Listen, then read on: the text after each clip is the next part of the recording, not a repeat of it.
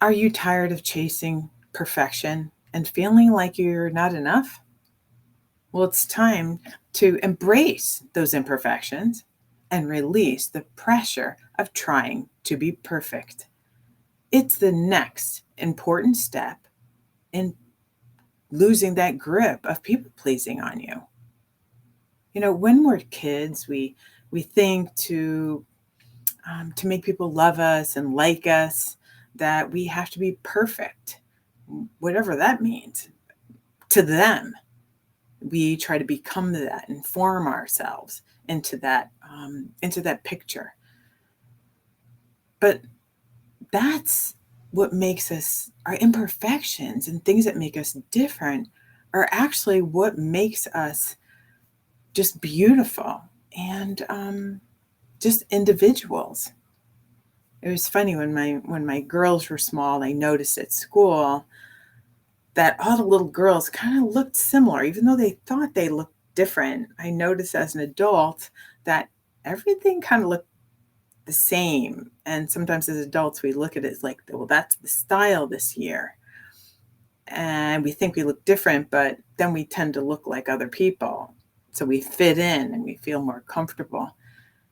And people will like us more, and we'll please other people because they'll feel comfortable with what we look like, what we're doing, and it turns into people pleasing. But when we look at what makes us different, that gives us character, that makes us beautiful, that's really the bold statement. And I think the best fashion statement we could make of the season, of the day, and that changes every day. I don't even get dressed. I don't pick up my clothes until each day I wake up and I'm like, okay, what do I feel like wearing? How do I want to express myself on that day? And I pick out things and I get myself dressed, but I don't look like someone else or please someone else. It's kind of like bikers. When they're on a ride, they're not looking to please other people. They're looking to take on life, whatever it's bringing them on that road in that moment on that day. And they're very happy because that's what makes them unique. Um, that makes us all unique when we embrace whatever it is that's in front of us in our own individual way. It reminds me of a analogy of a tree, the stages of a tree. Now, how would you value uh, the different stages of a tree? A little sapling, which has the most value? A small sapling, a young sapling, probably young adult, or a mature tree? Which do you think has the most value? Now, people usually come up with different ideas. Some people choose the young one because they say, oh, well, they've got another 50, 60 years of possibility. Some people will choose the young adult and say, well, they're producing right now. They're giving to whatever it is around them right now. They're giving them fruit, they're giving coverage, they're cleaning the air. So it's most valuable right now. While others would say it's the mature tree. The mature tree has settled, it knows what it's about, it offers shelter and comfort and lots of clean energy, clean air around it. So I think the most valuable is the mature tree. But you know what I've learned is it doesn't matter which one, they have equal value. No matter what their differences are, their uniqueness, they're all valuable. Just like how our differences each are just as valuable. And when we do look at nature, we do see the imperfections to our eye. And even here in America, we are much more about getting rid of the imperfections in fruit that we eat or trying to match up whatever our table looks like at mealtime, having it match up to the commercials we see with the perfect looking fruit, and the, whatever's on our dish.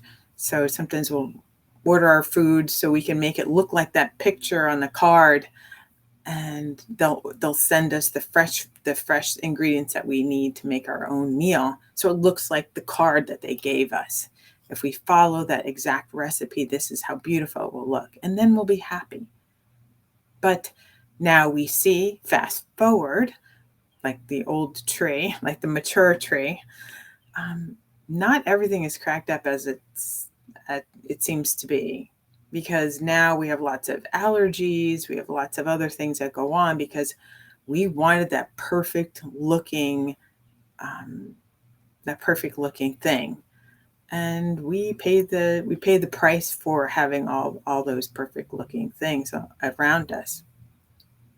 But it's not important how things look outside to others, but to ourselves.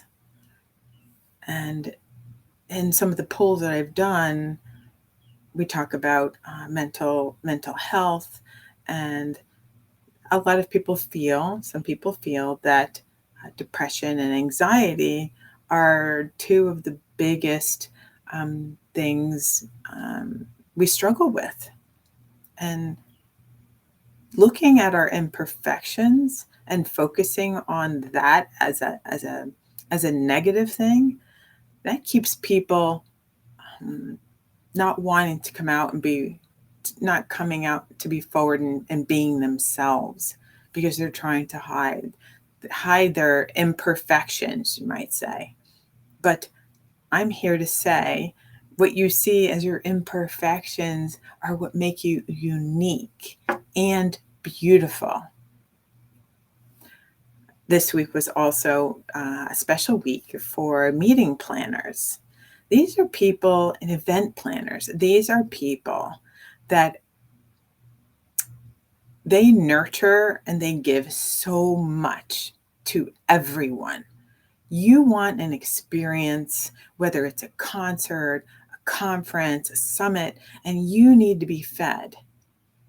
And just take yourself out of your own life, and you want to see and experience just life and what's going on with other people and share ideas. And it's a moment, those live conferences, that I love because you really get to see people up and close, and you share those differences and things that go on in your life that are not maybe picture perfect, but they're real, and you can really grow from those things. Those planners are the nurturers, and they dig through so much to try and show us a good time, a good experience, and enjoy life. So I want to embrace them and say thank you with Mother's Day right around the corner, because nurturing takes on so many different forms. But I want to nurture also who you are, your individuality, and to encourage you to let go of the pressure to be perfect. Even when you go to some of these conferences, like, enjoy yourself, be yourself, get to know other people, learn new things about different backgrounds, different experiences, and to appreciate them, because you get what you give.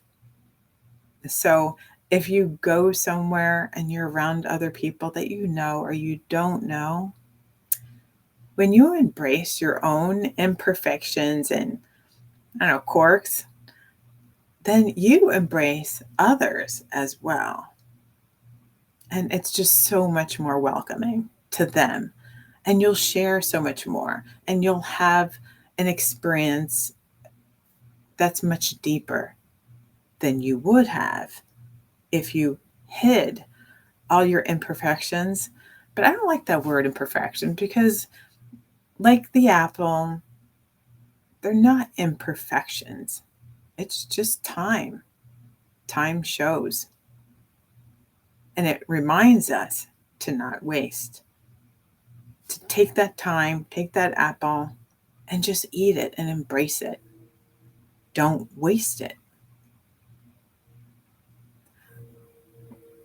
So I just want you to remember to take what you learn here and what you learn when you interact with other people, to embrace who they are and ask about them,